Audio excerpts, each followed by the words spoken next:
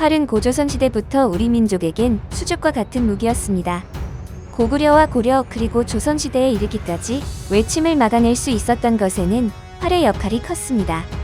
그렇기에 무인으로 입신을 하고 성장을 하는 데 있어 활을 잘 쏘는 능력은 절대적이었습니다. 특히 우리 민족은 신분에 상관없이 누구나 활을 접하고 즐겨왔습니다. 일본의 활보다 사거리가 100m나 길었던 우리나라의 각궁은 화약병기가 등장하기 이전까지 가히 최종병기라 불릴 만큼 그 위력이 대단했습니다. 나라를 수호하기 위해 몸과 마음을 수련하며 활을 당겼던 옛 선조들 중 고려 말 백성들을 구하기 위해 왜구와 맞선 단 한 명의 노비 이옥의 이야기를 소개합니다. 왜구라 불리는 해적무리와 싸움을 벌인 것은 고대인 신라시대부터 이어진 유구한 싸움이었지만 1350년을 기점으로 고려 말기의 왜구들은 침공 횟수와 규모 그리고 전투력이 다른 시대의 왜구들에 비하면 상상을 초월하는 수준이었습니다. 더욱이 고려 말 왜구와의 사투는 고려라는 국가의 존망과 관련된 동아시아 혼란의 막바지를 장식하는 전쟁이었습니다. 당시의 고려는 정치조차도 무너져가는 상황이었기에 중대한 위기였습니다.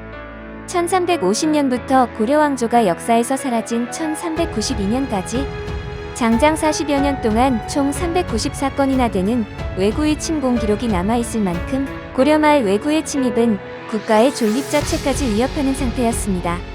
1372년 당시 일본은 남북조 시대로서 중앙정부의 통제가 어려웠기 때문에 왜구의 침략이 잦았던 시기였는데 경우에 따라서는 하나의 국가를 전복시킬 만큼 규모도 크고 전투력도 갖춘 위협적인 존재였습니다. 당시 왜구들은 강릉부와 영덕, 덕원 등 광범위한 지역에 정박하고 백성들을 약탈하고 유린했는데 우리 군사들은 적이 쳐들어온다는 소문만 듣고도 도망가는 상황이었습니다. 이때 아직 상복도 벗지 못하고 관노로 와 있던 한 인물이 패잔병을 이끌고 적을 섬멸했습니다. 바로 이옥이라는 인물이 그 주인공인데요. 그 지역에서 관노로 있었던 이옥은 고려 말 역적의 누명을 쓴 이춘부의 아들로 신돈이 실권하고 이춘부가 처형되자 관노로 강등돼 강릉으로 쫓겨난 차지였습니다. 이때 왜구가 동해에 정박하고는 고을에 불을 지르고 노략질하여 백성들은 앞다투어 피난할 수밖에 없었습니다. 그런데 평소 이옥의 용맹을 알고 있던 알염사가 그에게 병정을 주어 외적을 치게 하였습니다.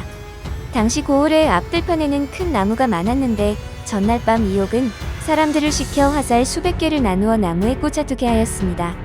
이튿날 이옥은 말을 타고 바다어기로 나갔습니다.